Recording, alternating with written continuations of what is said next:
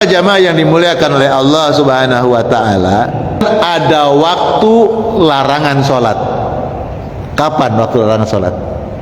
La salata ba'da salati subhi, la salata ba'da salatil asri. Nah, Rasulullah Nabi melarang kita salat setelah asar, salat setelah subuh. Jadi waktu dilarang salat itu ada setelah asar, setelah subuh. Ada 5 sebenarnya. Apa itu? Saat matahari terbit sampai betul-betul naik. Jadi saat proses terbit matahari itu dilarang sholat. Saat matahari tengah-tengah sehingga tergelincir ke barat sedikit, bayang-bayang ada di timur. Jadi kalau pas tengah-tengah dilarang sholat, Pak. Zuhur itu sudah ke barat, sudah tergelincir, itu zuhur. Yang ketiga, saat matahari tenggelam sampai benar-benar tenggelam, proses menuju tenggelam itu dilarang. Ada 5 waktu larangan sholat, ditambah ba'diyah asar, ba'diyah subuh. Itu waktu larangan sholat. Waktu larangan sholat ini makruh, Pak, tidak haram. Jadi, waktu larangan sholat ini makruh, tidak haram. Hanya saja lalu muncul dalil berikut, Pak. Nabi Shallallahu Alaihi Wasallam setelah sholat asar berjamaah bersama sahabat, Nabi berdiri lagi sholat 2 rakaat. Para sahabat kaget. Lalu para sahabat berkumpul di belakang Rasulullah. Usai Nabi sholat 2 rakaat setelah asar, Nabi balik tanya, sahabat, kamu kok duduk di situ mau nanya ya? Gitu kan? Betul ya Rasulullah. Katanya tidak ada sholat setelah asar. Lah engkau sendiri kok sholat setelah asar? Sholat apa itu ya Rasulullah? Apa jawaban Nabi? Yang saya kerjakan 2 rakaat setelah asar ini adalah ba'diyah zuhur yang belum saya kerjakan. Ba'diyah zuhur. Loh kok bisa? Kita kan kalau nggak sholat terus bebas gitu. Nggak ba'diyah zuhur, nggak ba'diyah maghrib, nggak ba'diyah isya, ya wes lah. Nabi tidak.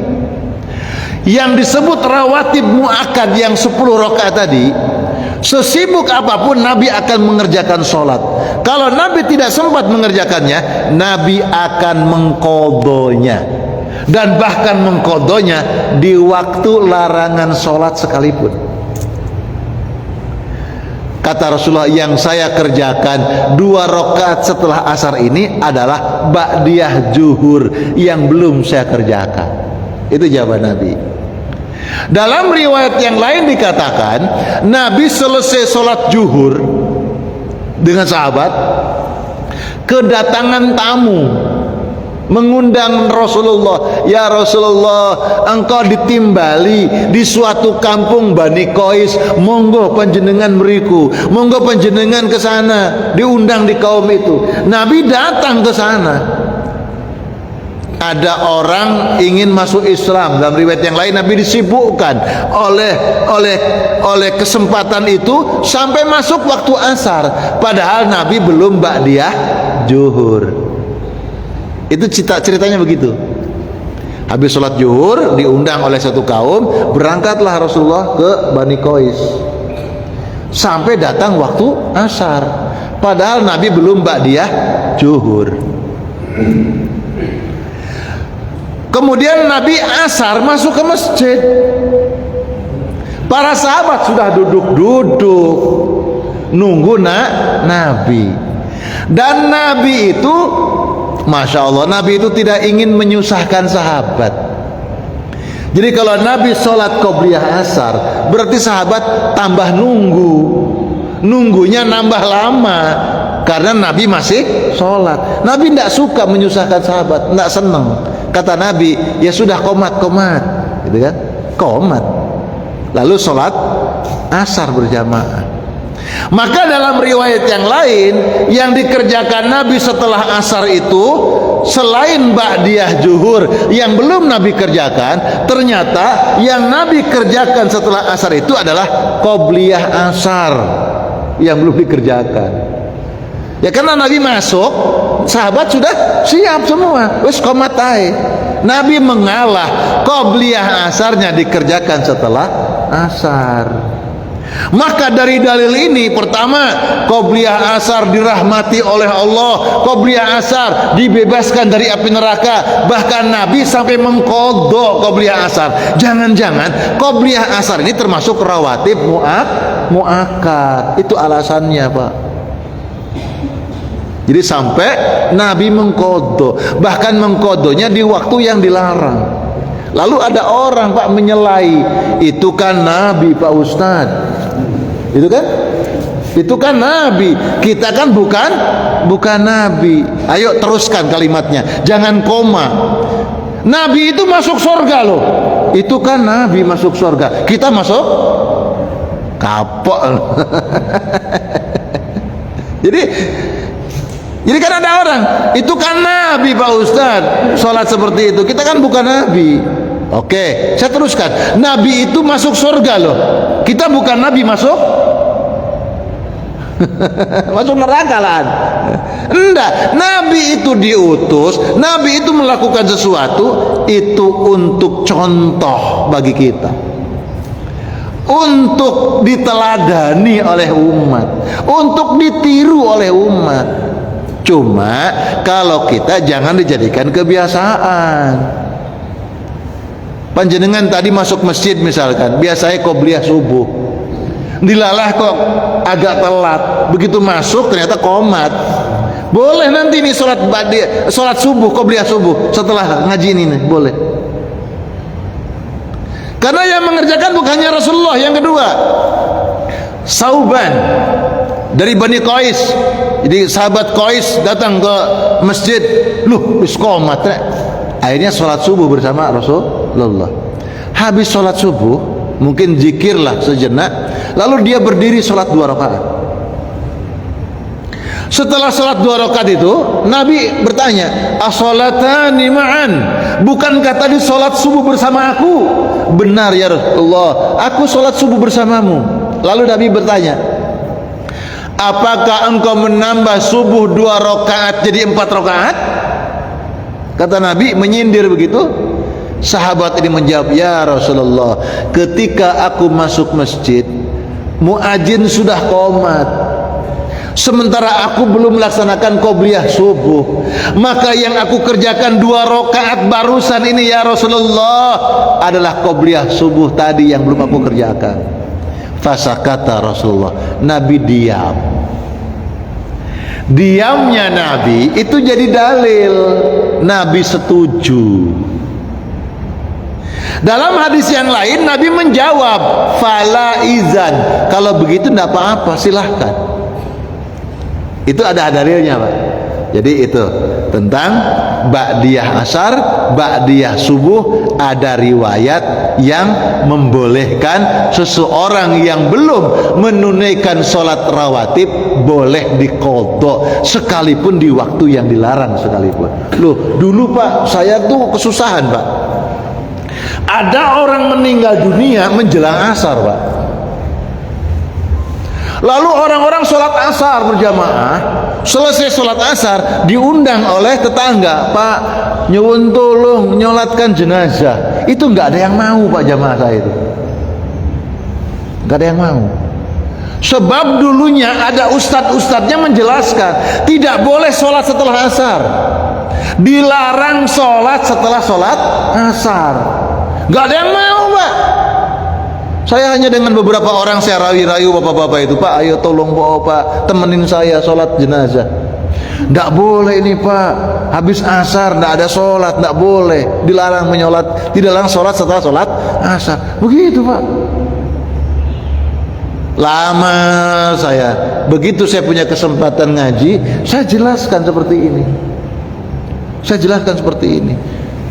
Jangankan sholat jenazah yang hukumnya fardu kifayah, Pak, sholat sunnah saja dibolehkan kok. Nabi sholat, sahabat sholat boleh, apalagi yang fardu. Sholat jenazah kan fardu, Pak, fardu kifayah.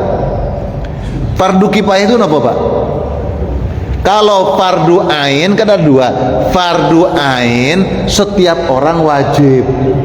Kalau fardu kifayah kewajibannya perwakilan. Jadi di kampung ini ada orang muslim meninggal dunia, lalu di kampung ini tidak ada seorang pun yang menyolatkan, dosa sekampung, Pak. Dosa sekampung. Tapi kalau ada yang menyolatkan, walaupun 2 orang, 1 orang, sekampung bebas, Pak, nggak dosa. Sudah terwakili. Makanya, Pak, kalau ada orang meninggal dunia, lalu panjenengan nggak ikut menyolatkan, panjenengan tanya, siapa tadi yang ikut nyolatkan? Oh, si fulan. Sampean datangi pakai duit, Pak. Nate yang ngoten. Sampai katakan, matur suwun tetangga, terima kasih tetangga, engkau telah membebaskan aku dari dosa. Gitu, Pak. Karena orang yang mewakili jenengan ikut sholat jenazah telah membebaskan orang sekampung, Pak. Coba kalau nggak ada mereka yang nyolatkan, dosa semua, Pak. Makanya matur suwun kalau ada orang ikut nyolatkan jenazah, jenengan ya ikut ngamal lah. Matur suwun nggih sampean ikut sholat jenazah, aku duit cuma 500.000 wis tak kei yo. Ngono lho. Ya Allah. Soalnya kalau nggak ada yang nyolatkan, Pak, dosa semua, Pak. Begitu ada yang menyolatkan mewakili panjenengan, bebas dari dosa jenengan, Pak. Ayo monggo, jenengan kalau ada gitu tanya, siapa yang ikut nyolatkan tadi? Masya Allah, matur suwun nggih, gitu loh, Pak. Oh, kita ini kadang-kadang orang peduli, Pak. Nyolatkan gak nyolatkan gus karo, gak melo nyolatkan gak merasa bersalah. Sampean gak nyolatkan jenazah merasa bersalah, mengucapkanlah terima kasih kepada orang yang ikut nyolatkan.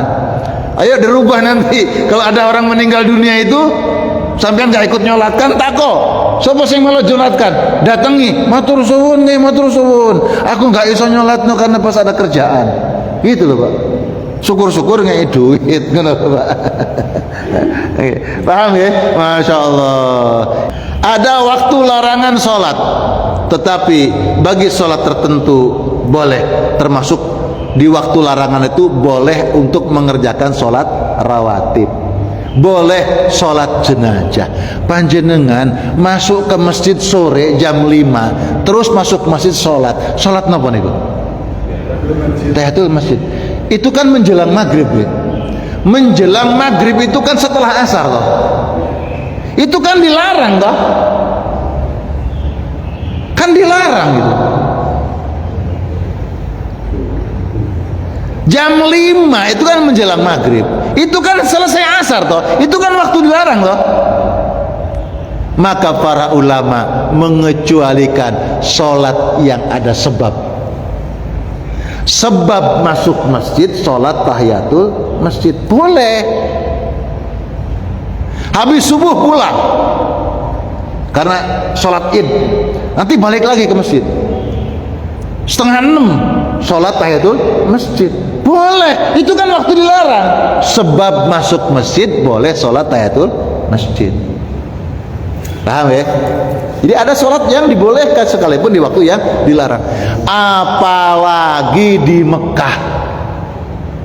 Di Mekah itu 24 jam tidak ada larangan sholat. Ada ustadz, Pak, saya dulu pernah jadi posisi di jenengan jadi santri. Ustadznya jelaskan, saya tuh di Mekah itu aneh. Setiap selesai sholat jenazah. Setiap selesai sholat 5 waktu menyolatkan jenazah. Sing nate umroh haji kan ngoten nggih. Setiap habis sholat itu mesti sholat jenazah. Tak terkecuali habis subuh, habis asar ada sholat jenazah. Dia bilang begini, ini Ustadz, Pak, saya tidak pernah ikut itu. Habis asar, habis subuh kok sholat, kan dilarang itu. Itu, Pak, kan dilarang. Saya nggak pernah ikut. Habis ngaji saya deketin, Pak Ustadz, mohon maaf, saya punya kitab Abu Dawud An-Nasai tebalnya segini. Apakah Pak Ustadz sudah pernah baca? Kalau belum saya bawakan, saya pinjam nih. Di situ ada Pak Ustadz, bahwa di kota Mekah itu tidak ada larangan sholat 24 jam. Satu. Yang kedua, tentang riwayat Rasulullah yang tadi sholat di waktu yang dilarang. Itu boleh. Apalagi di Mekah. Di luar Mekah saja boleh. Yang dilarang apa? Yang dilarang sholat-sholat mutlak. Tetap sholat-sholat mutlak. Cuma begini Pak, asalnya tahiyatul masjid itu mutlak Pak asalnya. Qobliyah sholat syukrul wudu itu mutlak awalnya Pak, sholat mutlak. Cuma karena ada embel-embel keutamaan, kan begini Pak, siapa yang masuk ke masjid jangan duduk terlebih dahulu sehingga dia melaksanakan sholat dua rakaat. Sholat apa namanya? Nggak ada, pokoknya sholat dua rakaat. Sholat apa? Sholat apapun, pokoknya sholat 2 rakaat apabila masuk masjid. Tapi kan lama-lama santri itu pusing, tanya sama kiainya, ikut sholat apa namanya Mbah Yai? Ya sudah, kasih nama aja sholat tahiyatul masjid, menjadi sholat tersendiri. Kenapa? Karena ketika selesai wudhu, sholat 2 rakaat. Sholat apa namanya? Ya nggak ada namanya. Ya sudah, namanya saja syukrul wudhu. Kenapa? Itu amalannya Bilal dan ada keutamaan. Nabi tanya, ya Bilal, engkau telah mendahului aku masuk ke surga. Amalan istimewa apa yang kau perbuat? Kata Bilal, ya Rasulullah, tidaklah aku berwudhu kecuali selesai berwudhu saya sholat 2 rakaat. Oh itu, maka diberi keutamaan kata Nabi, sebab engkau punya keistimewaan. Setiap wudhu engkau sholat 2 rakaat, engkau telah mendahului aku di surga.